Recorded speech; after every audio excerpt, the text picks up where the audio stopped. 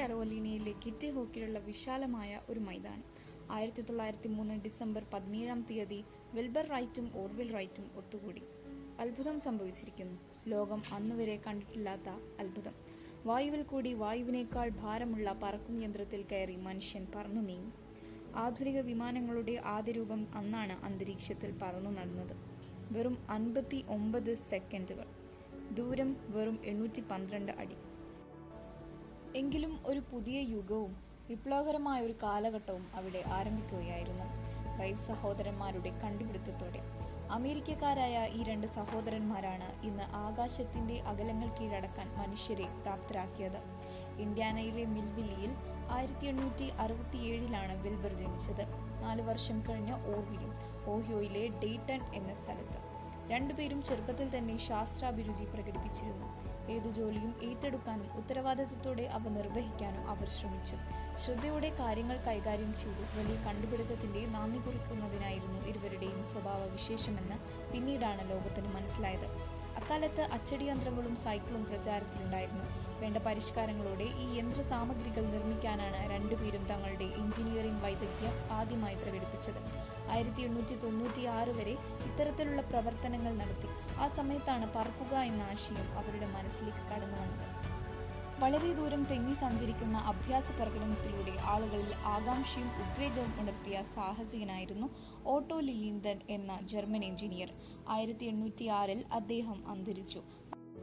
അദ്ദേഹത്തിന്റെ വിയോഗം സൃഷ്ടിച്ച വിടവിലേക്ക് റൈറ്റ് സഹോദരന്മാർ നടന്നു കയറി. ലിലീന്തലിന്റെ തെന്നൽ യന്ത്രത്തെക്കാൾ ശക്തിയുള്ള യന്ത്രം പരീക്ഷിക്കാൻ അവർ തയ്യാറായി. ശരീരത്തിന്റെ ചലനം കൊണ്ടാണ് ലിലീന്തൽ തന്റെ യന്ത്ര സംവിധാനം നിയന്ത്രിച്ചിരുന്നത്. ഇതിന് ഒരു മാറ്റം വരുത്താൻ അവർ തീരുമാനിച്ചു. എന്നാൽ പുതിയ സംവിധാനത്തെക്കുറിച്ച് വ്യക്തമായൊരു ധാരണയുണ്ടാക്കാൻ കഴിഞ്ഞില്ല. എങ്കിലും അത് കണ്ടുപിടിക്കാൻ അവർ ഉറച്ചു. ശാരീരിക ചലനങ്ങൾ കൊണ്ട് നിയന്ത്രിക്കുന്നതിനേക്കാൾ യാന്ത്രികമായ എന്തെങ്കിലും ശക്തി പ്രയോഗിച്ചാൽ തെന്നൽ യന്ത്രം കൂടുതൽ കാര്യക്ഷമമാക്കാമെന്ന് അവർ മനസ്സിലാക്കി. നീരാവി പ്രധാന ഊർജ്ജ സ്രോതസ്സാക്കി സർ ഹിറം മാക്സിം മുമ്പ് നടത്തിയ ചില പരീക്ഷണങ്ങൾ അവരുടെ ശ്രദ്ധയിൽപ്പെട്ടു. വലിയ വിജയം അവകാശപ്പെടാനില്ലാതിരുന്ന ഈ പരീക്ഷണങ്ങൾക്ക് വേണ്ടി മാക്സിം നിരവധി വിവരങ്ങൾ ശേഖരിച്ചിരുന്നു. അവയെല്ലാം പ്രയോജനപ്പെടുത്തി ഓർവിലും വിൽബറും തങ്ങളുടെ ശ്രമങ്ങൾ തുടർന്നു. പല പ്രാവശ്യം വീണിടത്തു നിന്നെല്ലാം എഴുന്നേറ്റു. വീഴ്ചയിൽ നിന്നും പാഠങ്ങൾ പഠിച്ചു. ഉദ്ദേശിച്ച യന്ത്ര സംവിധാനം ധൃതി പിടിച്ചുണ്ടാക്കുവാൻ അവർ ശ്രമിച്ചില്ല. അതിനു മുമ്പ് വിശദമായ പഠനം നടത്തി. വായുവിൽ കൂടി സഞ്ചരിക്കുന്നത് സംബന്ധിച്ച് ലഭ്യമായ രേഖകളെല്ലാം ശേഖരിച്ചു. ഒടുവിൽ അവർ ഒരു യാത്രാവാഹനം നിർമ്മിക്കാൻ തീരുമാനിച്ചു. വർക്ക്ഷോപ്പിൽ അതിനായുള്ള പണിയും ആരംഭിച്ചു. നിരവധി പ്രത്യേകതകളോടെ 2 തട്ടുള്ള ഒരു വിമാനം നിർമ്മിച്ചു. ലിലീന്തൻ തന്റെ വാഹനത്തിൽ നിന്നുകൊണ്ടാണ് സഞ്ചരിച്ചത്. എന്നാൽ നേരെ നിൽക്കുന്നത് കാറ്റിനെ പ്രതിരോധിക്കാൻ പ്രയാസമുളവാക്കുമെന്ന് അവർ മനസ്സിലാക്കി. അതുകൊണ്ട് ഒരാൾ വിമാനത്തിന്റെ അടിത്തട്ടിൽ നീളത്തിൽ കിടന്നു. വിമാനം മുന്നോട്ട് കുനിയാതിരിക്കാനും പിന്നോട്ട് ചെരിയാതിരിക്കാനും വശങ്ങളിലേക്ക് ഉഴയാതിരിക്കാനും വേണ്ടി പൈലറ്റ് നിയന്ത്രിക്കുന്ന ഒരു എലിവേറ്റർ വിമാനത്തിന്റെ മുൻഭാഗത്ത് പിടിപ്പിച്ചു. വിമാനം നീങ്ങിക്കൊണ്ടിരിക്കുമ്പോൾ മേൽപോട്ട് ഉയർത്താനും താഴേക്ക് കൊണ്ടുവരാനുമുള്ള സജ്ജീകരണങ്ങളും ഈ എലിവേറ്ററിൽ ഏർപ്പെടുത്തി. വിമാനത്തിന്റെ വശങ്ങളിലെ സമതുലിതാവസ്ഥ നിലനിർത്തുന്നതിൽ ആദ്യമൊക്കെ അല്പം പ്രയാസം അനുഭവപ്പെട്ടു. ആ പ്രശ്നവും പിന്നീട് പരിഹരിച്ചു. വിമാനത്തിന്റെ 2 വശത്തെയും ചിറകുകൾ വളഞ്ഞ രീതിയിൽ നിർമ്മിച്ചു. ചിറകുകളുടെ അഗ്രങ്ങൾ ചലിപ്പിക്കാവുന്ന വിധത്തിൽ ക്രമീകരിച്ചു. ഈ ഭാഗങ്ങളെ പൈലറ്റിന്റെ മുൻവശത്തുള്ള ബോർഡിലെ ഒരു ലിവറുമായി ബന്ധിച്ചു. വിമാനത്തിന്റെ ഏതെങ്കിലും വശത്തെ ചിറക് പറക്കുന്നതിനിടെ താഴുകയാണെങ്കിൽ ഈ ലിവർ ഉപയോഗിച്ച് അത് ഉയർത്തി നേരെയാക്കാൻ പൈലറ്റിന് കഴിയുന്നു. അങ്ങനെ വായുമർദ്ദം ക്രമീകരിച്ച് വിമാനം നേരെ പറപ്പിക്കാൻ സാധിക്കുന്നു. അടുത്തത് യന്ത്രത്തിൽ ഇന്ധനം പകരുന്നതിനുള്ള ശ്രമമായിരുന്നു. പെട്രോൾ ഉപയോഗിച്ചുള്ള പ്രവർത്തന ശക്തിയായിരുന്നു അക്കാലത്ത് യന്ത്രങ്ങളെ നിലനിന്നിരുന്നത്. 3 പൗണ്ട് ഭാരത്തിന് 1 കുതിരശക്തിയുടെ ഊർജ്ജം പകർന്നു കിട്ടിയ ഈ പെട്രോൾ എഞ്ചിന്റെ ശക്തി വിമാനം പറപ്പിക്കാൻ പര്യാപ്തമായിരുന്നു. പക്ഷേ ഇത്തരത്തിലുള്ള യന്ത്രങ്ങൾക്ക് ഭാരക്കൂടുതലുള്ളത് പ്രശ്നമായി അനുഭവപ്പെട്ടു.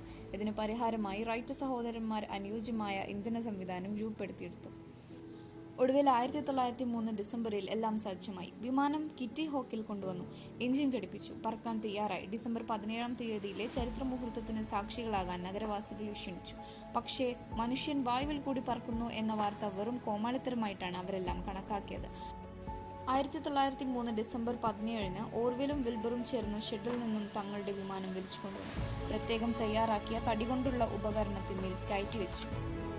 ആദ്യത്തെ അവസരം ഓർവിലിനായിരുന്നു. ഓർവിലിനെയും വഹിച്ചുകൊണ്ട് വിമാനം അന്തരീക്ഷത്തിൽ കഴിഞ്ഞത് വെറും 12 സെക്കൻഡ്. ദൂരമോ വെറും 112 അടി. നിലം തൊടാതെ വായുവിൽ കൂടി മാത്രം 112 അടി പറന്ന് തറയിൽ പതിച്ചു. ഒരു ആകാശയാത്ര എന്ന് പറയാനാകില്ല ഈ 12 സെക്കൻഡ് കൊണ്ട്. നിലത്തുനിന്ന് ഒന്ന് കുതിച്ചു ചാടുന്നത് പോലെ മാത്രം. എന്നാൽ ഇത് ഒരു ആകാശയാത്ര തന്നെയായിരുന്നു. അതുവരെയുള്ള കണ്ടുപിടുത്തങ്ങളെല്ലാം നിഷ്പ്രഭമാക്കുന്ന തരത്തിലുള്ള ഒരു അത്ഭുതയാത്ര. മനുഷ്യൻ വായുവിൽ കൂടി പറന്നിരിക്കുന്നു. മാനവ ചരിത്രത്തിലെ ആദ്യത്തെ ശാസ്ത്രീയമായ പറക്കൽ. അടുത്തത് വിൽബറിന്റെ ഊഴമായിരുന്നു. ആവേശഭരിതനായി ചാടിക്കയറി 59 സെക്കൻഡുകൾ അന്തരീക്ഷത്തിൽ കഴിച്ചു. 812 അടി ദൂരവും. അതിശക്തമായ കാറ്റ് തുടർന്നുള്ള പരീക്ഷണങ്ങൾ തടസ്സപ്പെടുത്തി. 2 മനുഷ്യർ ആകാശത്തുകൂടി പറന്നു നടന്നു എന്ന വാർത്ത വളരെ വേഗം പരന്നു. എന്നാൽ ആളുകൾ അത് വിശ്വസിക്കാൻ കൂട്ടാക്കിയില്ല. അസാധ്യമെന്നു പറഞ്ഞ് പലരും തള്ളി. കുറച്ചുകൂടി ശക്തിയുള്ള മറ്റൊരു വിമാനം റൈറ്റ് സഹോദരന്മാർ വളരെ വേഗം നിർമ്മിച്ചു. പരീക്ഷണ കേന്ദ്രം ഡൈറ്റണിലേക്ക് മാറ്റി. കഴിഞ്ഞ പരീക്ഷണ പറക്കൽ നൽകിയ ആത്മവിശ്വാസത്തിന്റെ ആവേശത്തോടെ ഇരുവരും പുതിയ വിമാനവുമായി പറക്കാൻ തയ്യാറെടുത്തു. തങ്ങളുടെ കണ്ടുപിടുത്തത്തിന്റെ കഥ ലോകത്തിനു മുമ്പിൽ അവതരിപ്പിക്കാനുള്ള മോഹം നിമിത്തം പത്രക്കാരെ വിളിച്ചു വരുത്തി. 50 പത്രപ്രതിനിധികൾ. ആകാംക്ഷമുറ്റിയ പത്രക്കാർ പാഞ്ഞെത്തി. കൃത്യസമയത്തെത്തി. പക്ഷേ വിമാനം പറന്നു പൊങ്ങിയില്ല. കാറ്റ് ഒട്ടും അനുകൂലമായിരുന്നില്ല. യന്ത്രം ശരിയായി പ്രവർത്തിച്ചതുമില്ല. പുതിയ വിമാനം നേരത്തെ തന്നെ പരീക്ഷിച്ച് ഉറപ്പു വരുത്താതിന് സ്വയം ശപിച്ചുകൊണ്ട് ഓർവിലും വിൽബറും പരസ്പരം മുഖത്തു നോക്കി ഇളിപ്പിലായി നിന്നു. കാലാവസ്ഥ അനുകൂലമായേക്കുമെന്ന പ്രതീക്ഷയിൽ പത്രക്കാർ അടുത്ത ദിവസം വരാമെന്നിട്ടു. അടുത്ത പ്രഭാതം പറഞ്ഞതുപോലെ പത്രക്കാർ വന്നു. പക്ഷേ ഫലം പഴയത് തന്നെയായിരുന്നു. പറഞ്ഞതെല്ലാം തട്ടിപ്പായിരുന്നു എന്ന ധാരണ ബലപ്പെട്ട നിലയിൽ അവർ സ്ഥലം വിട്ടു. എന്നാൽ അവർ നിരാശരായില്ല. യന്ത്രത്തിന്റെ കേടുപാടുകൾ നോക്കി, പരീക്ഷണങ്ങൾ നടത്തി, ഓരോ പ്രാവശ്യവും ഉറപ്പുവരുത്തി. ക്രമേണ യാത്ര ചെയ്യുന്ന ദൂരം കൂട്ടിക്കൊണ്ടുവന്നു. മിനിറ്റുകളോളം തുടർച്ചയായി യാത്ര ചെയ്തു. 1904 ലണ്ടനിലെ എയറോനോട്ടിക്കൽ സൊസൈറ്റിക്ക് ഒരു കത്ത് കിട്ടി. എഴുതിയത് വിൽബർ റൈറ്റ്. 24 മൈൽ വായുവിൽ കൂടി യാത്ര ചെയ്തതിന്റെ വിവരങ്ങളായിരുന്നു ഉള്ളടക്കം. എന്നാൽ ആളുകളിൽ അധികം പേരും ഇതൊന്നും വിശ്വസിക്കാൻ തയ്യാറായില്ല. തുടരെ നേരിടേണ്ടി വന്ന മാനസികവും കായികവുമായ വ്യഥയ്ക്കു മുന്നിൽ റൈറ്റ് സഹോദരന്മാർ അല്പമൊന്ന് പരങ്ങി. 1905 ആയപ്പോഴേക്കും അവർ ഒരു തീരുമാനമെടുത്തു. പറക്കൽ പരീക്ഷണങ്ങൾ തൽക്കാലത്തേക്ക് നിർത്തിവെക്കുക. ഈ പരിപാടികൾക്ക് വേണ്ടി വളരെയധികം പണച്ചെലവ് നേരിടേണ്ടി വന്നു.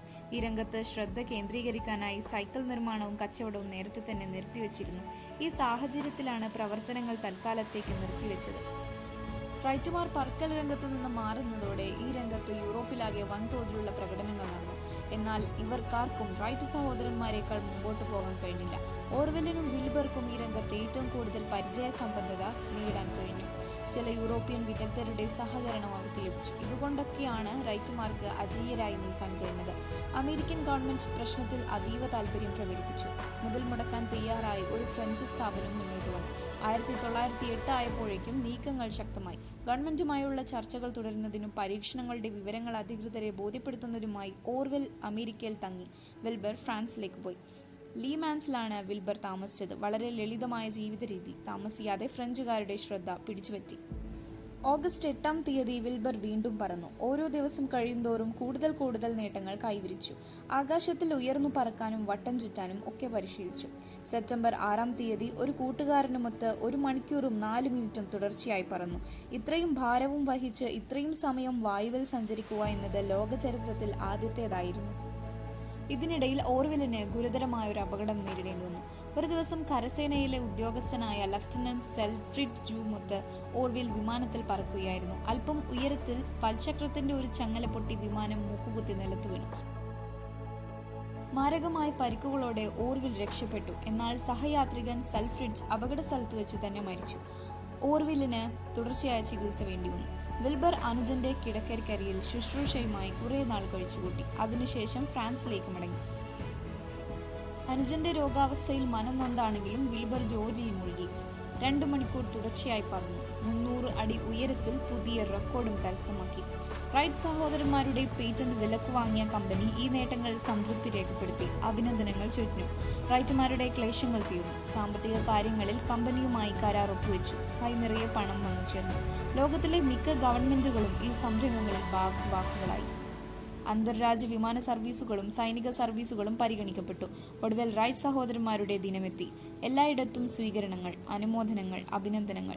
നീണ്ട ചികിത്സയ്ക്ക് ശേഷം ഓർവെലും ജ്യേഷ്ഠനോടൊപ്പം കൂടി. 2 പേരും ഒരുമിച്ച് സ്വീകരണങ്ങളും സന്തോഷങ്ങളും ഏറ്റുവാങ്ങി. പറക്കൽ രംഗത്തെ സജീവ പ്രവർത്തനം 2 പേരും അല്പം കുറച്ചു. യന്ത്രനിർമ്മാണത്തിലും പുതിയ ആളുകളെ പരിശീലിപ്പിക്കുന്നതിലും ശ്രദ്ധ കേന്ദ്രീകരിച്ചു. പക്ഷേ ഈ മഹാന്മാരുടെ സേവനം അധികം നാൾ അനുഭവിക്കാനുള്ള അവസരം ലോകത്തിനുണ്ടായില്ല. 1912 വിൽബർ റൈറ്റിനെ ടൈഫോയിഡ് രോഗം ആക്രമിച്ചു കീഴ്പ്പെടുത്തി.